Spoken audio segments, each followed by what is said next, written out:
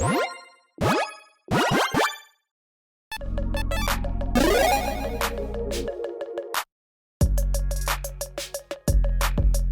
everyone, Mitch coming in from the Commander Score Studio. Welcome to the show.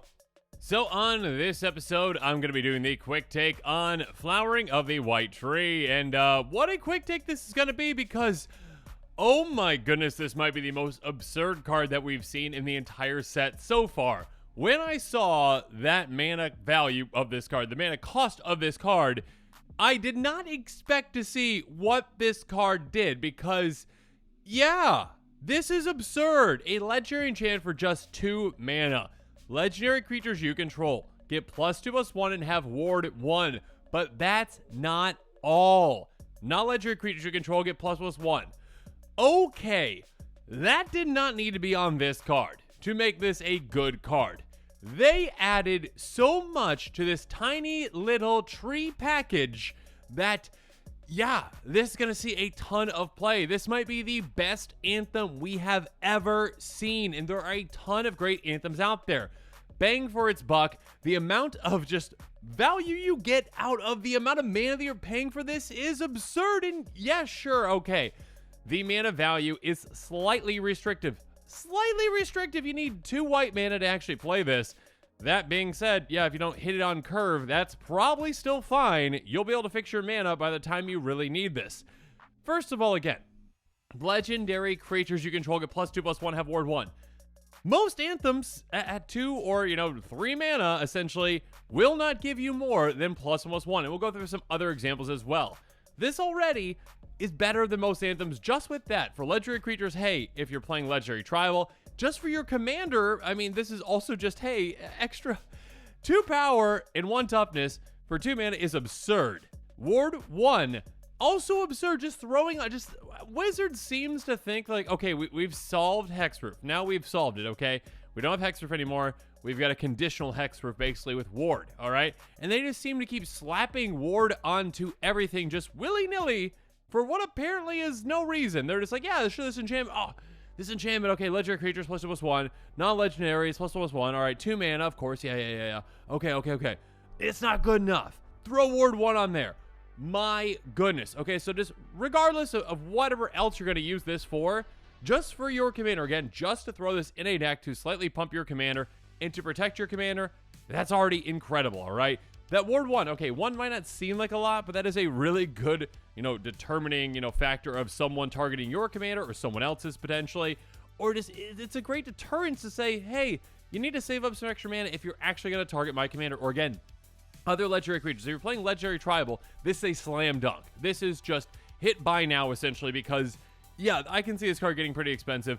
A legendary enchantment itself, so obviously it's already good in legendary tribal for a lot of reasons we'll talk about here in a bit.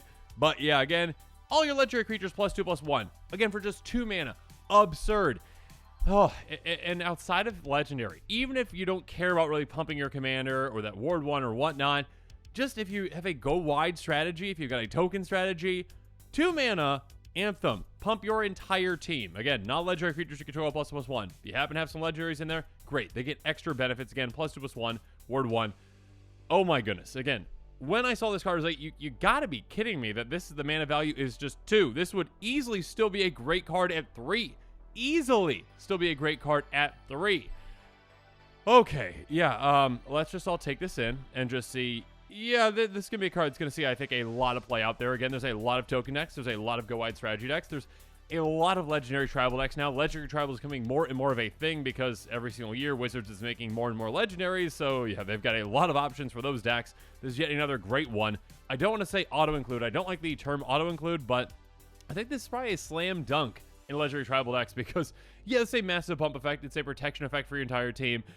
It is just absolutely incredible for the amount of mana value. You know, the 2 mana they get to put into this is just way too low. This is absurd. So, on this episode, again, this is a quick take. It's not a quick take on a commander, obviously, so I'm going to be going through cards that are somewhat similar to this and comparable to this and just how much better this probably is than those, and then talking about some commanders that might want to consider this card as well. So let's start things off with those cards that are somewhat similar, that are kind of those baseline cards that we can see in comparison just how good this new card is. First up, we've got Intangible Virtue. An incredible, a really, really, really good Anthem effect. Low to the ground again. 2 mana, enchantment, 1 and a white. Creature tokens you control get ++1 at vigilance. This one, yeah, is a less restrictive casting cost. Sure. Again, it's really not all that restrictive, though, for being white for the new card. This one only pumps your tokens. Now, that being said, again, in a go-wide strategy, great. Your tokens at ++1. Also, vigilance is nice, be able to keep them back. That being said, this doesn't give your, legendary creatures extra pump. This does not protect anything, with Ward 1. Yeah, I mean, this brand new card obviously works well alongside of Intangible Virtue in a go-wide strategy deck, but still, you can just kind of see just kind of how specific these pump effects tend to be for 2 mana. And yeah, the new one isn't specific at all. I mean, it has 2 different specificities, but it covers all your creatures. Moving on, Rally the Ranks. Again, very specific. Enchantment for 1 and a white. Enters the battlefield, choose a creature type. Creature control of the chosen type, get ++1. This will pump your team if they are all the same type. So if you have a tribal deck, sure, this is a great low to the ground enchantment. If you've got a shapeshifter deck, sure. I mean, I guess I should say changeling deck. This is a great card as well. That being said, if you've got a lot of different creature types, this does not work for you. Whereas the other one's like, yeah, just all your creatures get ++1. This is just strictly worse than this brand new card, because this brand new card's like, yeah, every creature, power. Absolutely crazy. Moving on. When it comes to specificity again, we did get some older anthems as well, way back when. They're like, hey, yeah, okay. Enchantment for 1 and a black, Bad Moon. Black creatures get ++1. This is very specific again. This color of creature gets ++1. Moving on, also, Honor of the Pure. White creatures get ++1. 1 and a white. Enchantment again, 2 mana. Incredibly specific. Then recently-ish, I think this was what, Modern Horizons 2, we got Sylvan Anthem. +1/+1 for green creatures. Again, green. So a slightly restrictive casting cost again. Very reminiscent of this new card. Whenever a green creature control enters battlefield, I control scry 1. So this one does give you another benefit as well. Again, this is specific for green creature decks, though, really. A great low to the ground anthem that also gives you a lot of card selection throughout the game. But obviously, with this new one, it's more applicable to more decks out there, because it's not just specific to any kind of creatures. It gives you extra benefits for legendaries, but still pumps your non-legendaries. Absolutely absurd for just 2 mana. Again, we haven't really seen anything like this at all.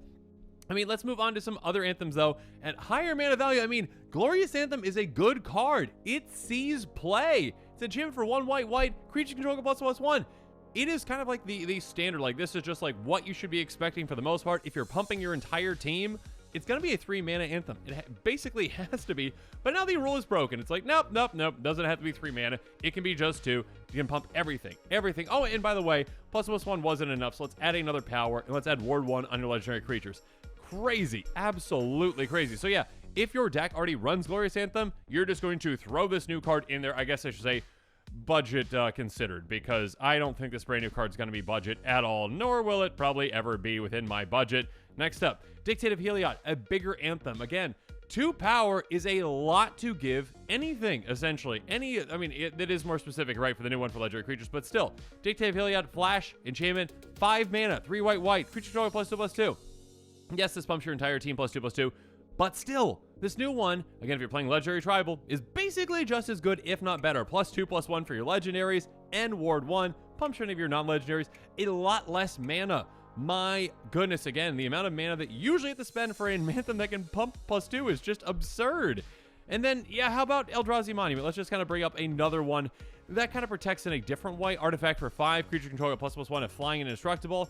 Beginning of keep sacrifice a creature if you can't sacrifice Eldrazi Monument. This is a fantastic card, a really good card. This does have a downside with it. This brand new one does not have a downside. Now, indestructible is going to protect more than Ward 1, typically, right? But still, ++1 flying, indestructible, great. New one is like, hey, no, +2/+1 and Ward 1 for your legendaries, and this is just 2 mana. Oh, and there's no downside. Oh my goodness, just, I can't believe that we are seeing this card, and I do think that it's going to see a ton of play. So let's move on now and talk about some commanders that might want to consider this card. And again, there are a lot of them. A lot of different kinds of decks can consider this. An absurd low to the ground anthem that just does a lot of work for you. First up, Jetmir Nexus of Rebels. An incredible commander, an absolutely incredible commander that is incredibly deadly. If you've ever played against one, be careful, because basically you don't have to get your commander out until the very end, and then it's too late. 5/4 Cat Demon. Creature control get +1/0 and have vigilance along control 3 or more creatures. The same is true for 6 or more, but you get +1/0 and trample. The same is true for 9 or more, but you get +1/0 and double strike. So basically, once you've got 9 creatures in play, which is incredibly easy to do. Again, in a go-wide strategy, it can take absolutely no time at all. One card can get you to that amount. Then your creatures get +3, +0, Vigilance, Trample, and Double Strike. Absurd. Even again, your smallest 1/1 is going to be hitting basically for 8 damage, with, being 4/1 essentially with Double Strike. Gross.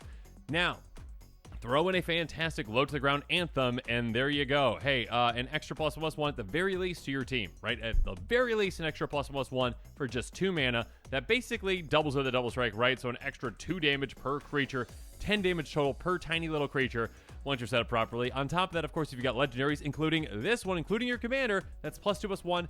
And yes, Ward 1, being able to protect this commander again is huge. So another just kind of a way to just throw an extra a way to deter your opponents from actually targeting it is crazy. On top of that, again, this also pumps, your commander. Jetmir pumps itself. This also pumps Jetmir too. So an extra +2/+1. With all those, again, considering you have 9 creatures in play, that's what? It would be an 8/4, but then plus that +2/+1, that is a 10/5. Nearly a one-shot KO. Just with that and this. You pump your commander in any other way, it's a one-shot KO on any opponent you can get through. Moving on, Yoshimaru Everfaithful is going to love this card. One of the bestest boys out there, other than my dog. Yoshimaru is a fantastic commander, a great partner commander, a 1/1 dog for a single white mana. Get it down early, get it down often. Whenever another non-legendary permanent enters the battlefield under your control, you get a counter on this. So, yeah, you can very easily get a lot of counters on it very, very quickly. A lot of really cool partner combinations you can utilize. Regardless, whichever one you utilize, you of course can utilize this brand new tree. And again, if it's in your hand, hey, turn 2, play it. Again, it is legendary. It's going to trigger Yoshimaru. And let's just say you didn't play any legendary lands, those first 2 turns you just played this, then the tree. There you go. Counter on this, +2/+1 to Yoshimaru, swinging on turn 2 for 4 damage right away. And Ward 1, nice. Just absolutely crazy just how much work this can do for you, again, especially with all the other legendaries that are going to be in this legendary tribal bestest boy deck. Next up, to say Weatherlight Captain, a great card in its own right as well. A 2/2 human soldier. They get +1/+1 for each color among other legendary permanents you control. By paying Wooburg, search a library for a legendary permanent card, converting mana cost less than today's power from the battlefield, then shuffle.